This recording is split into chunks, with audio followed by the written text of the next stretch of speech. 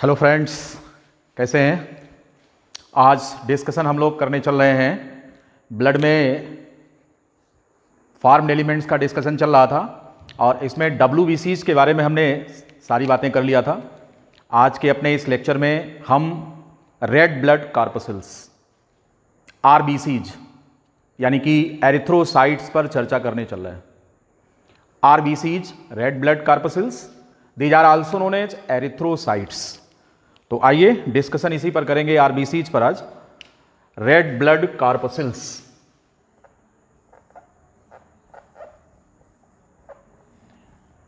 Red blood corpuscles, in short RBCs, these are also known as erythrocytes. इनका एक नाम क्या है? एरिथ्रोसाइट्स भी है। दिस एरिथ्रोस मीन्स होता है red colour. This stands for red colour. The name erythrocyte is given also because these cells have special red color pigment because of the red color pigment. Red color pigment, the hemoglobin. This pigment is known as hemoglobin, present in cytoplasm. Present in the cytoplasm of RBCs.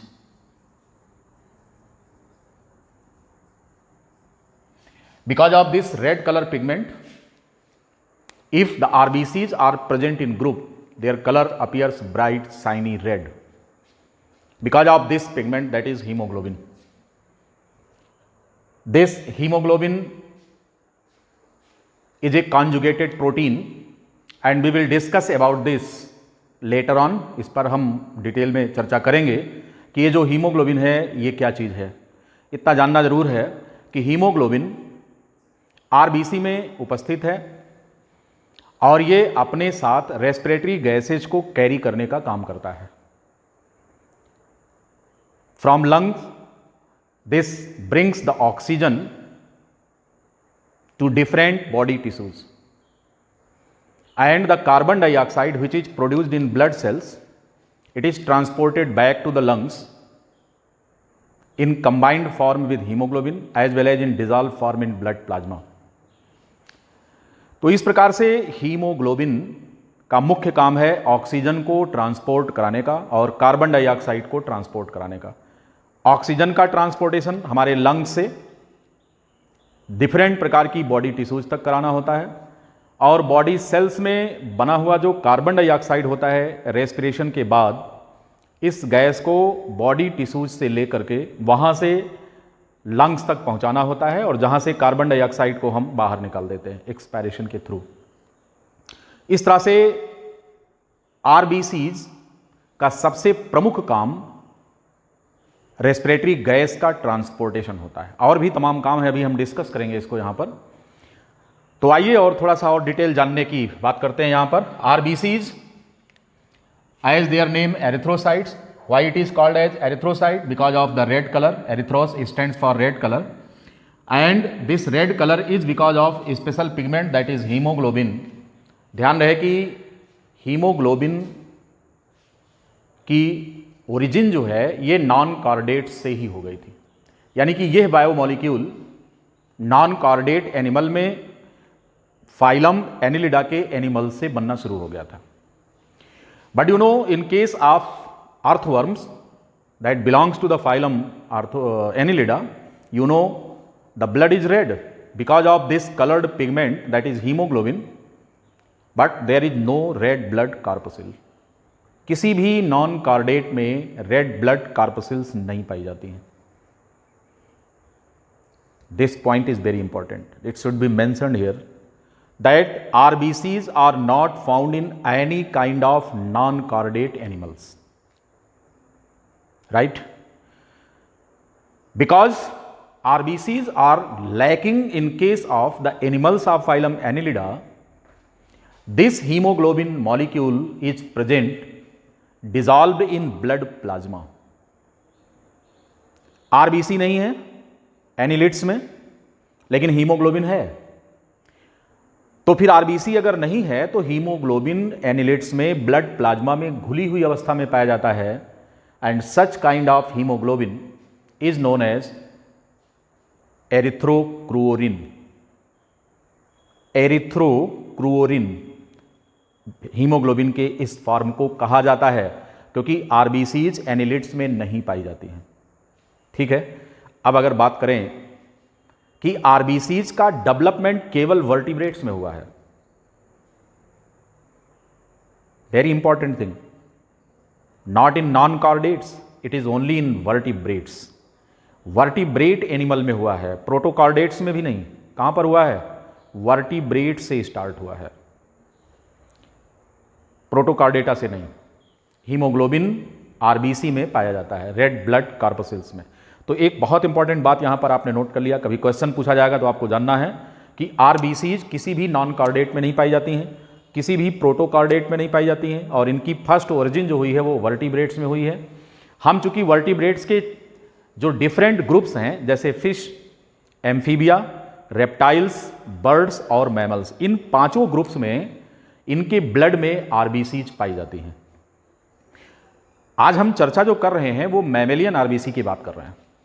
इसी पर आपसे ढेर सारे questions NEET में पूछे जाएंगे, right.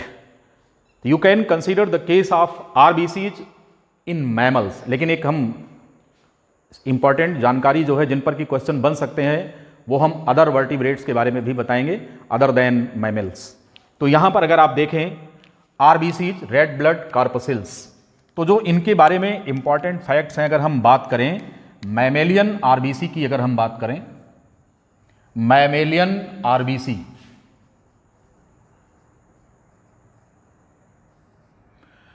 तो maturity पर अगर हम बात करें, जो मेच्योर आरबीसी होती है उसकी अगर हम बात करें, तो इन case of mammals the shape, अगर इसके शेप की बात करें, इसका आकार कैसा होता है, इट इज बाइकॉन्केव। बाइकॉन्केव का मतलब इनके दोनों सरफेस पर डिप्रेशन होता है, डिप्रेशन, अवतल सरफेस होता है। बाइकॉन्केव का मतलब क्या होता है? दोनों सरफेस अवतल है, कर्व्ड होता है, डिप्रेशन, गड्ढे जैसा होता है। और अगर इनको हम इस प्रकार से साइड से देखें, अगर हम आरबीसी को साइड से देखते हैं, if we see the RBC from side,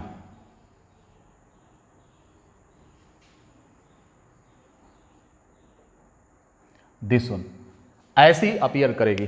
तो इस तरह से अगर हम देखें तो इसका दोनों सरफेस जो होता है, ये सरफेस भी कॉनकेव है and this surface is also concave. तो if you see from side, अगर हम जैसे कि आरबीसी है, आरबीसी को ले लें और सामने से साइड से देखें, ऊपर से नहीं। If you see from above side, अगर आप ऊपर से देखेंगे तो प्रोफाइल ऐसा दिखेगा। आरबीसी का प्रोफाइल अगर आप ऊपर से देखेंगे, ऊपर से तो ऐसा दिखेगा, साइड से देखेंगे तो ऐसा दिखेगा। ठीक, तो यह है मैमेलियन आरबीसी के शेप की बात है। अब अगर हम इनकी साइज की बात करें, what is the size? Mature RBCs in human being, मनुष्य की अगर हम बात करें, इन मैन, इसकी जो साइज है मैच्योर आरबीसी की, it is 7.5 micron. It is the size of human RBC, that is 7.5 micron. Largest RBC, कभी कभी क्वेश्चन पूछा जाता है, लार्जेस्ट आरबीसी,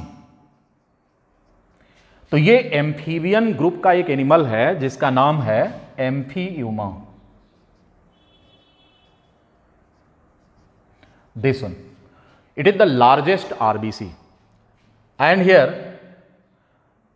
स्मॉलेस्ट आरबीसी की अगर हम बात करें, अगर किसी मैमल में पूछा जाए smallest RBCs, it is found in musk deer, musk deer में पाया जाता है दिस वन। तो this was all about the shape and size of RBC. तो आरबीसी जो मेच्योर आरबीसी है ह्यूमन बीइंग की अगर हम बात करें तो it is 7.5 micron, largest RBC found in case of amphiuma and smallest RBC recorded in deer, musk deer, right. अगर हम इसके डायमेंशन की बात करें, इस आरबीसी के डायमेंशन की बात करें, this length you can say this one, जो अभी हमने यहां पर डायमेंशन इसका लिखा है, it is 7.5 micron, this one, this length is 7.5 micron. If you take the dimension here, this length, it is 2.5 micron approx, and if you take the length here, this distance, this one is 1 micron you can write here. So this one is the dimension of the RBC. In middle it is 1 micron, towards side it is 2.5 micron in width, and its diameter is 7.59 micron. This dimension is for human RBC, right? Human RBC. ये man के लिए है। तो इस तरीके से जो questions पूछे जाने की संभावना इन पर बन रही है नीट में, हमने आपको बता दिया। RBCs, other name erythrocytes, because of the red color pigment, that is hemoglobin present here. Mammalian RBCs, the shape biconcave, size this one. One thing that is important here also, that different type of cell organelles along with nucleus are lacking in mature RBC of mammals. इसे भी हम mention करेंगे, यहां पर note करेंगे।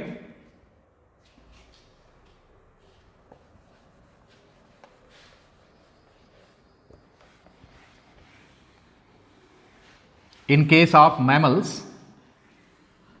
the mature RBC in mammals, mature RBC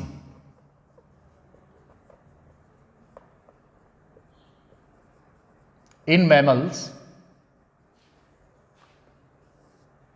no nucleus, nucleus नहीं है, no nucleus, no mitochondria, no Golgi body,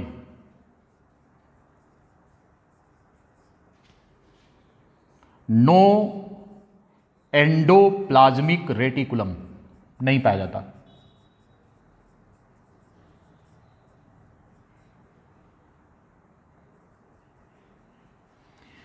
इस तरह से ये इंपॉर्टेंट फीचर्स हैं कि जो मैच्योर आरबीसी है उसमें न्यूक्लियस नहीं होगा, उसमें माइटोकॉन्ड्रिया नहीं पाया जाएगा, उसमें गोल्जी बॉडी नहीं होगा, उसमें एंडोप्लाज्मिक रेटिकुलम नहीं होगा। This is all about the mature RBC in human being, in mammals, not only in human being but in other mammals also. Nucleus नहीं है, माइटोकॉन्ड्रिया नहीं है, गोल्जी बॉडी नहीं है, एंडोप्लाज्मिक रेटिकुलम नहीं है, राइट। लेकिन इसके एक्सेप्शनल केसेज हैं, exceptions. If you come to the exceptions, in case of camel,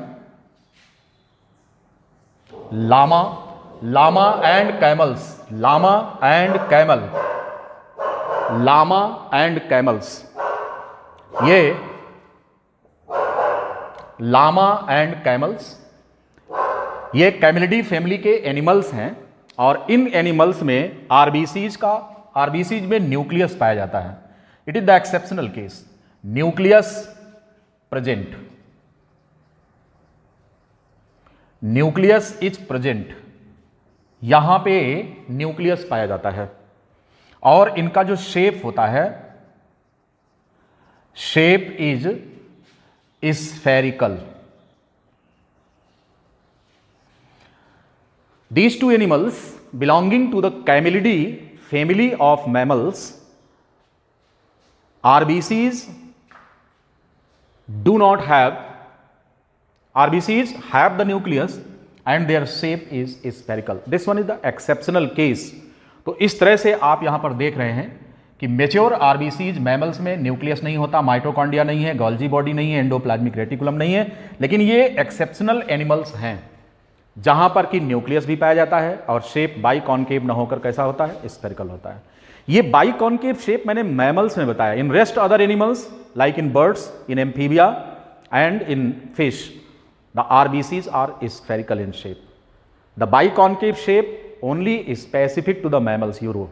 यहां पे आपको नोट करना है कि मैमल्स में बाई कॉनकेव शेप होता है। ये जो शेप अभी हमने आपको दिखाया है, इतनी सारी बातें होने के बाद शेप बता दिया, साइज बता दिया, कुछ स्पेसिफिक फीचर्स बता दिया। क्वेश्चन ये है कि ये जो सेल ऑर्गेनेल्स और न्यूक्लियस गायब हो जाते हैं, इसके पीछे पर्पज क्या है? What is the purpose? इसका पर्पज ये है कि साइटोप्लाज्म में पर्याप्त जगह बनाना है हमको।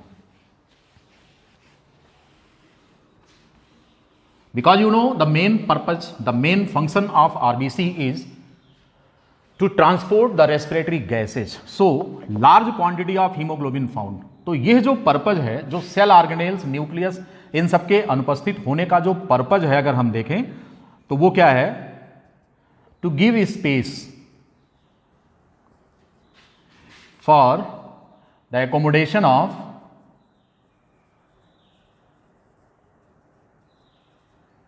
large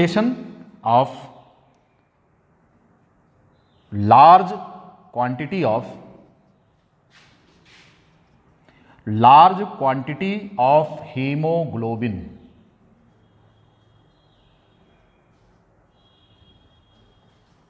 This one, ये है आपके आरबीसी से सेल ऑर्गेनेल्स के गायब हो जाने का एक पर्पज ये भी है कि ताकि सेल साइटोप्लाज्म में हीमोग्लोबिन ज्यादा मात्रा में एकोमोडेट हो सके, इकट्ठा हो सके, राइट। अब एक जो इंपॉर्टेंट क्वेश्चन बन रहा है वो ये है कि अगर न्यूक्लियस अनुपस्थित हो गया तो फिर डीएनए भी नहीं है। ऐसी कंडीशन में सेल के अंदर की जो मेटाबॉलिज्म होती है वो गवर्न कैसे होती है? Because the RBC is enucleated. Enucleated cell का मतलब the cell from which the nucleus have been removed. During the process of development, this nucleus disappears, but originally it was present. Stem cell से जब RBC का निर्माण हो रहा होता है तो शुरुआती दौर में इसमें इसका डीएनए भी पाया जाता है, न्यूक्लियस भी होता है। तो इस प्रकार से जो जरूरी एंजाइम्स होते हैं वो सारे पहले से ही बन जाते हैं। मेटाबॉलिज्म का मतलब क्या हुआ? जरूरी एंजाइम्स की जरूरत पड़ेगी, तो ये सारे डीएनए के डायरेक्शन में पहले से ही बन जाते हैं और मैच्योरेशन होने के बाद ये गायब होती है न्यूक्लियस। तो ये तो हो गया इनका जेनेटिक फंक्शन कि इसका क्या चैलेंज जो पैदा हुआ उसको हम कैसे देखेंगे। तो ये शुरुआत से ही न्यूक्लियस गायब नहीं होता, बल्कि शुरुआत में न्यूक्लियस होता है, मैच्योरेशन पर खत्म हो जाता है। इसलिए शुरुआती दौर पर जो एंजाइम्स चाहिए थे वो बन चुके होते हैं सेल के अंदर। अब रह गई बात, अगर हम गोल्जी बॉडी, एंडोप्लाज्मिक रेटिकुलम और माइटोकॉन्ड्रिया की हम करें तो मैच्योर आरबीसी में मेटाबॉलिज्म का रेट स्लो होता है, काम केवल होता है ऑक्सीजन को ट्रांसपोर्ट करने का। इसलिए ज्यादा मात्रा में एडिनोसिन ट्राइफॉस्फेट की जरूरत भी नहीं है, क्योंकि आरबीसी अपने दम पर मूवमेंट नहीं करती हैं, बल्कि आरबीसीज को पैसिवली ट्रांसपोर्ट कराया जाता है ब्लड के द्वारा। यानी ये फ्लोटिंग कंडीशन में ब्लड में एक जगह से दूसरी जगह जाती हैं। तो जिस डायरेक्शन में ब्लड का फ्लो हो रहा है आरबीसी वहां जाएंगी, अपने दम पर इनमें मूवमेंट होना नहीं है, तो इसलिए इनको मेटाबॉलिक एनर्जी की नीड भी ज्यादा नहीं है, इसलिए इनको ज्यादा एटीपी नहीं चाहिए। तो ऐसी कंडीशन में जो रेस्पिरेटरी मेटाबॉलिज्म यहां पर होता है वो ये है कि इनमें क्रेब्स साइकिल नहीं होती, because there is no mitochondria, and if there is no mitochondria there is no question of occurrence of Krebs cycle. Therefore only, ये बहुत इंपॉर्टेंट फीचर है और वो ये है कि इनमें केवल ग्लाइकोलाइसिस होती है, only glycolysis takes place, only glycolytic pathway, glycolytic pathway occur, यानी कि ग्लाइकोलाइसिस केवल होती है। और इस वजह से जो एटीपी यहां पर नेट गेन होता है, net gain of ATP in RBC, it is only 2, केवल 2 मॉलिक्यूल एटीपी से एक ग्लूकोज से प्राप्त हो रहे हैं। ऐसा इसलिए है क्योंकि माइटोकॉन्ड्रिया नहीं है, रेट ऑफ मेटाबॉलिज्म स्लो है, क्रेब साइकिल नहीं होती है, केवल ग्लाइकोलाइटिक पाथवे होता है, तो नेट गेन जो एडेनोसिन ट्राइफॉस्फेट का होता है दैट इज 2 ATP ओनली।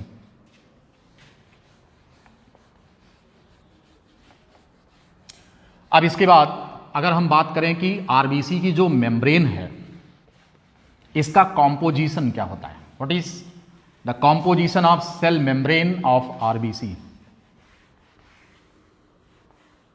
यहां पर भी कुछ अच्छे क्वेश्चंस बनते हैं कॉम्पिटिटिव एग्जामिनेशंस में, तो उन्हें जरा देखें कि कौन कौन से क्वेश्चंस बन सकते हैं। तो आरबीसी मेम्ब्रेन की अगर हम बात करें, RBC membrane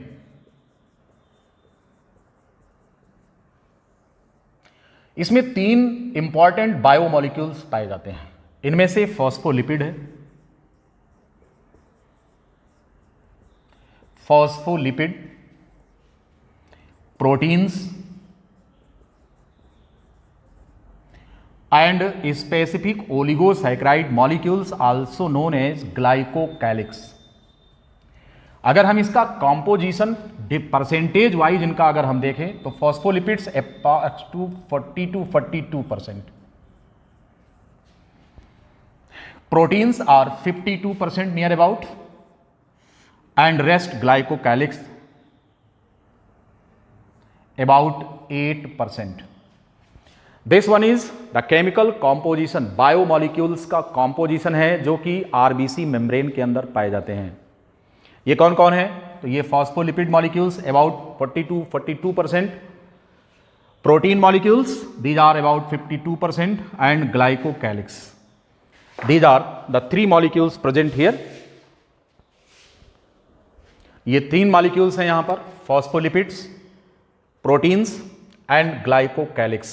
You know, here specific protein molecules are found. Type of proteins found here in membrane. Type of proteins की अगर हम बात करें कि वो कौन कौन से प्रोटीन्स हैं जो मेम्ब्रेन में पाए जाते हैं, तो these are actin, spectrin, ankyrin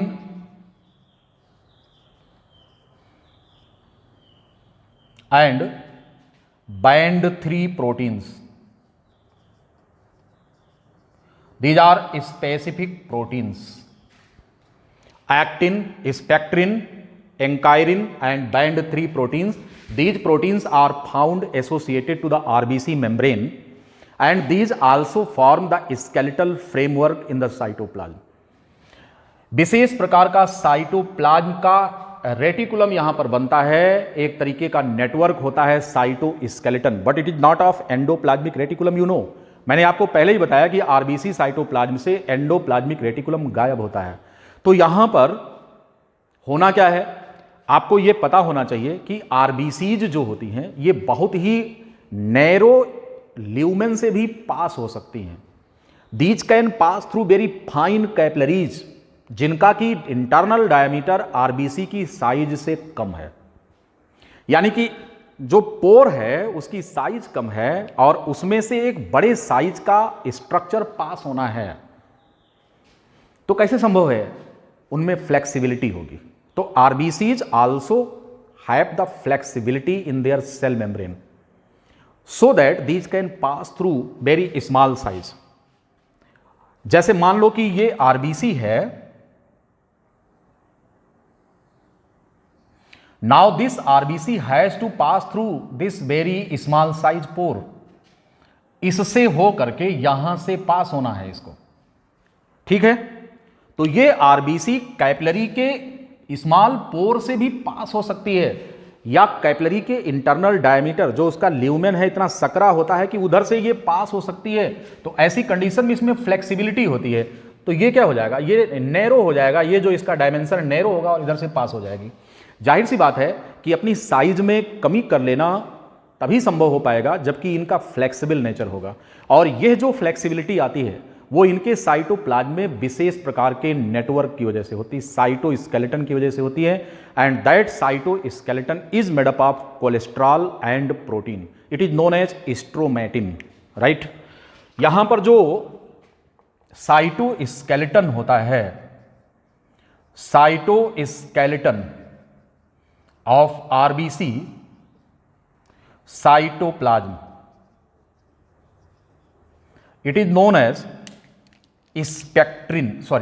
स्ट्रोमैटिन, it is known as stromatin. और इसमें दो मटेरियल्स होते हैं, एक तो प्रोटीन का ये बना होता है और प्लस इसमें होता है कोलेस्ट्रॉल। तो कोलेस्ट्रॉल और स्पेशल प्रोटीन से मिल करके इनके साइटोप्लाज्म में एक विशेष प्रकार का साइटोप्लाज्मिक साइटोस्केलेटन बनता है that provides extra flexibility to the RBCs so that these can pass through the lumen of very narrow blood capillaries, right? इतनी बात समझ में आ गई आपको? तो अब तक हमने आपको आरबीसी का शेप, साइज, उसमें पाए जाने वाले बायोमोलिक्यूल्स, उसके मेम्ब्रेन में पाए जाने वाले प्रोटीन, फॉस्फोलिपिड, इनका कंपोजिशन देख लिया है, राइट? अब हम आरबीसी पर बात करेंगे कि ये जो आरबीसीज हैं इनका काउंट कितना होता है हमारे शरीर के अंदर। Count of RBCs,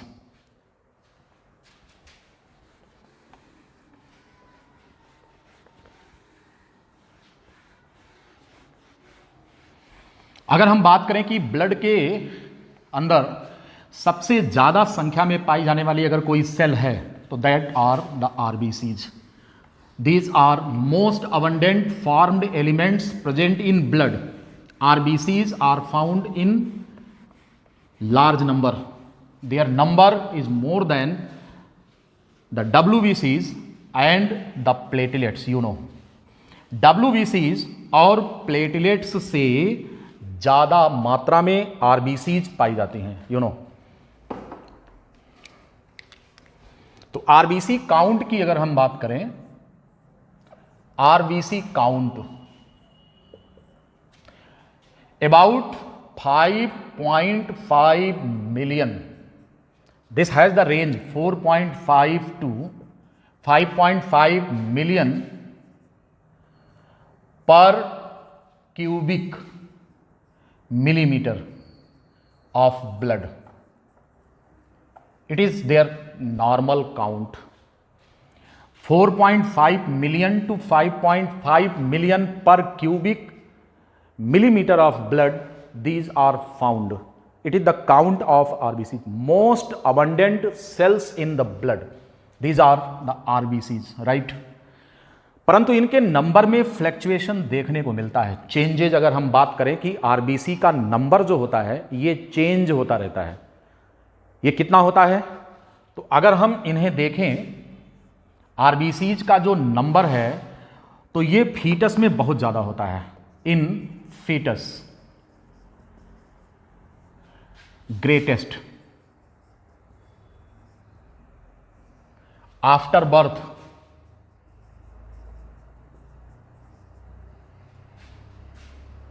RBCs are destroyed। बच्चा, न्यू बॉर्न बेबी जब पैदा होता है तो उसकी बॉडी में आरबीसीज बहुत ज़्यादा होती हैं, परंतु क्या होता है कि इनमें से ज़्यादातर क्या होती हैं? नष्ट हो जाती हैं।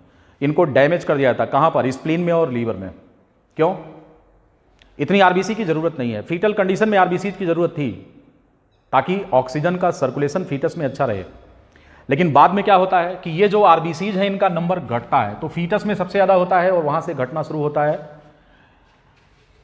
इसके अलावा अगर आप हाइपोक्सीमिया की कंडीशन में हैं, हाइपोक्सीमिया मतलब क्या हो गया? लो ऑक्सीजन टेंशन। इस दशा में एक हार्मोन होता है एरिथ्रोपोएटिन। ये एरिथ्रोपोएटिन हार्मोन होता है that is released from kidney. Suppose that you go to the high altitudes, आप पहाड़ों पर जाते हैं तो वहां पर क्या होता है कि ऑक्सीजन का पार्शियल प्रेशर घटता है, और जब ऑक्सीजन का पार्शियल प्रेशर घटेगा तो आपके ब्लड में ऑक्सीजन का अमाउंट कम हो जाएगा, and this physiological condition of low oxygen in your blood is known as हाइपोक्सेमिया।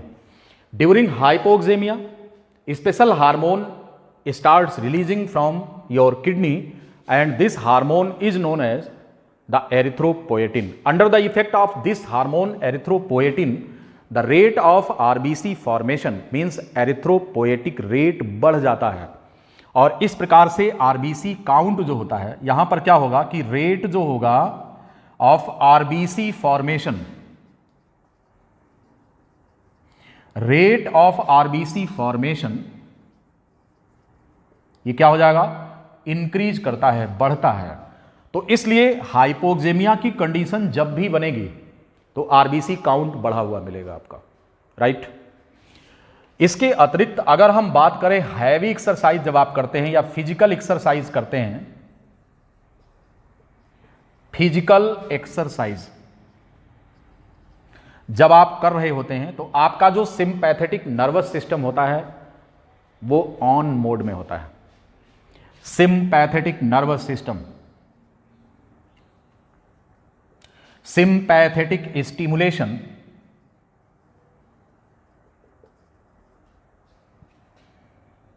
starts contraction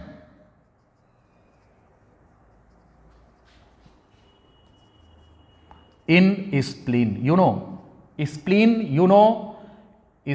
is a kind of lymphoid organ in your body. Spleen, it is the reservoir of RBCs. एक RBC blood bank की तरह, emergency blood bank भी हम इसको कहते हैं, RBC को, इसको स्प्लीन को। तो यहां पर RBCs का स्टोरेज भी होता है। Excess RBCs are stored in spleen and during sympathetic stimulation, जब आपका सिंपैथेटिक नर्वस सिस्टम स्टिमुलेट होता है, ऐसा कब होता है, when you are running, when are jumping, when are you doing physical exercise, आप तगड़ा व्यायाम कर रहे होते हैं या कोई इमोशनल कंडीशन बनती है जिस समय कि आपका sympathetic nervous system on mode में होता है, तो फिर ऐसी कंडीशन में आपका सिंपैथेटिक नर्वस सिस्टम जो है ये कॉन्ट्रैक्शन कराता है आपके स्प्लीन में, और स्प्लीन से आरबीसीज डिस्चार्ज होकर के ब्लड स्ट्रीम में आती हैं, और उस इंस्टेंट पर अगर आप देखें तो आरबीसी का काउंट बढ़ा हुआ मिलता है। इसका अर्थ ये हो गया कि during physical exercise the RBCs count जो होता है, during physical exercise RBC count increases, right. ये है फिजिकल एक्सरसाइज के समय, हाइपोक्सेमिया के समय, फीटस कंडीशन में बॉडी का टेम्परेचर अगर बढ़ता है, बॉडी टेम्परेचर अगर बढ़ेगा तो फिर आरबीसी का जो काउंट होता है इनकी संख्या भी क्या होगी, बढ़ जाएगी। With the rise in body temperature the rate of erythropoiesis starts increasing and this results in high number of RBCs in the blood। तो बॉडी टेम्परेचर के साथ भी RBCs का जो काउंट होता है ये बढ़ जाता है। इसके अतिरिक्त RBCs का नंबर और कब बढ़ता है,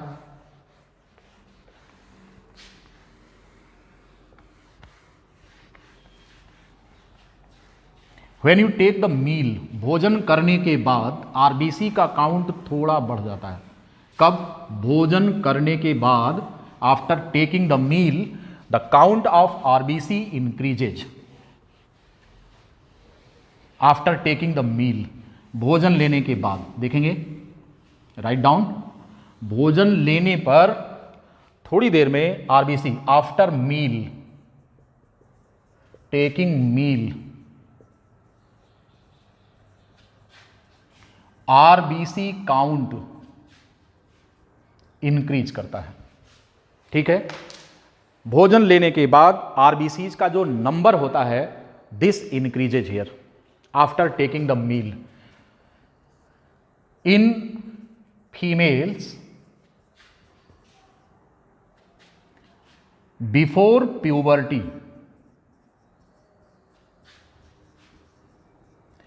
अगर हम बात करें फीमेल्स में प्यूबर्टी के पहले and after menopause, after menopause the RBC count and haemoglobin percentage are same as in male human, अगर हम मेल की बात करें, फीमेल की, सेक्स वाइज अगर हम इसको कंपेयर करें तो आप ये पाएंगे कि फीमेल्स में प्यूबर्टी के पहले और मीनोपाज होने के बाद, ये मेंस्ट्रुएशन के पीरियड में आरबीसी काउंट कम होता है फीमेल्स में मेल की अपेक्षा। उसका कारण क्योंकि ब्लड लॉस होता है थ्रू द मेंस्ट्रुएशन। तो ऐसी कंडीशन में आरबीसीज का जो काउंट होता है before puberty and after menopause, it is same as in the case of male. And in menstrual period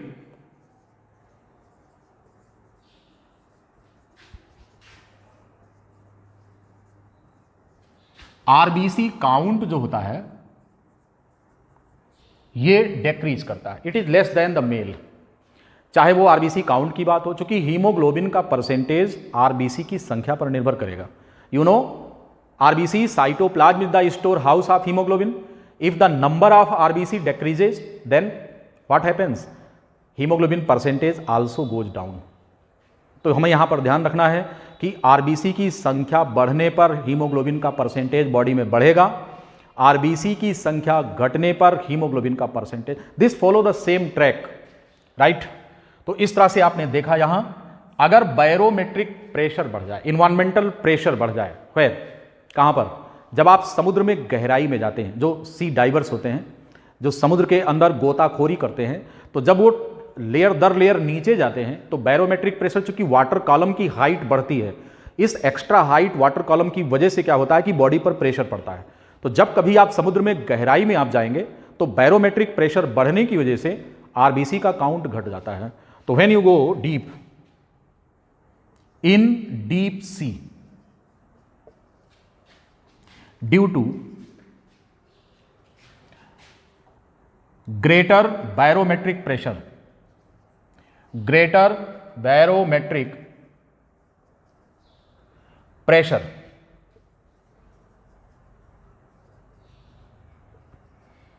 the RBC count decreases, RBC का नंबर घटेगा जबकि बैरोमेट्रिक प्रेशर क्या होता है, बढ़ जाता है। ठीक है, इतनी सारी बातें आप समझ गए।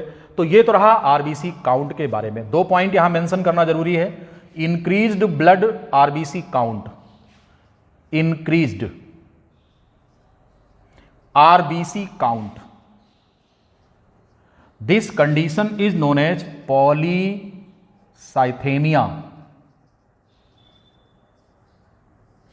अगर आरबीसी का नंबर बढ़ जाए तो हम इसे क्या बोलेंगे, इस फिजियोलॉजिकल कंडीशन को, it is known as polycythaemia.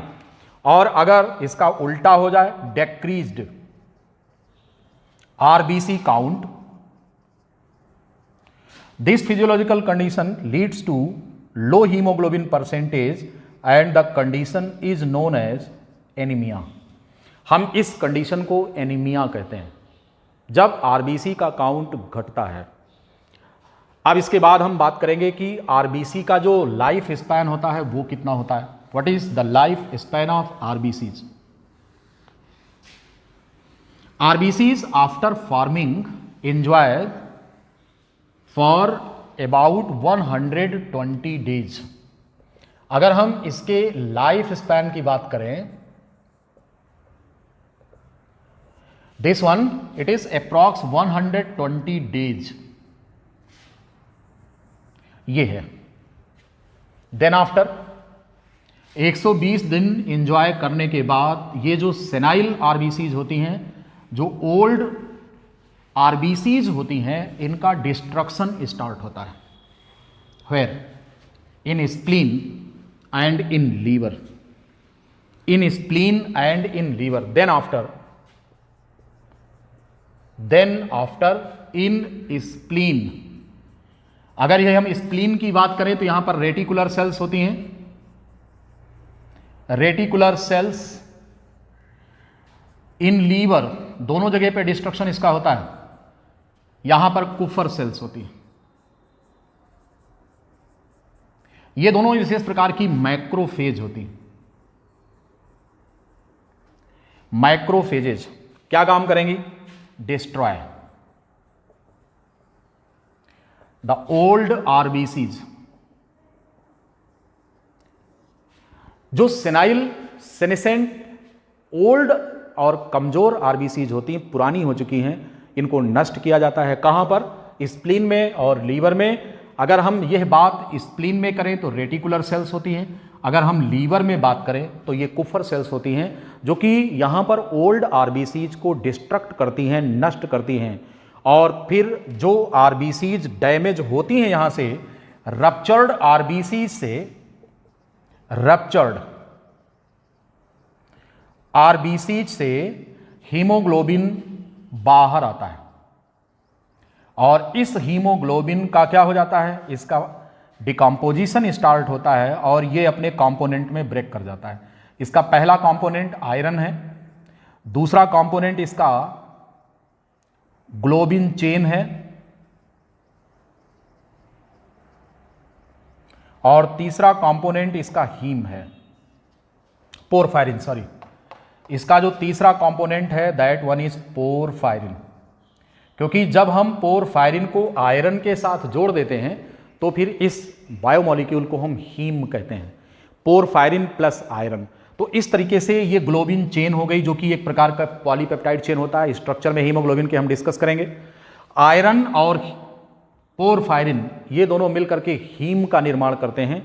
तो इस तरीके से पोरफायरिन रिंग, ग्लोबिन चेन और आयरन, ये जो आयरन होता है combines with protein, and this forms haematin. और बाद में कभी जब आयरन की जरूरत पड़ेगी तो इस मॉलिक्यूल को डिग्रेड करके फिर इस आयरन का उपयोग हम कर लेंगे हीमोग्लोबिन बनाने में।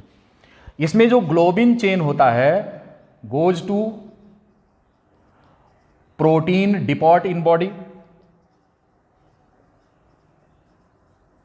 ये हमारे बॉडी के प्रोटीन डिपॉट्स में चला जाता है। और ये जो पोरफायरिन होता है यूज्ड इन सिंथेसिस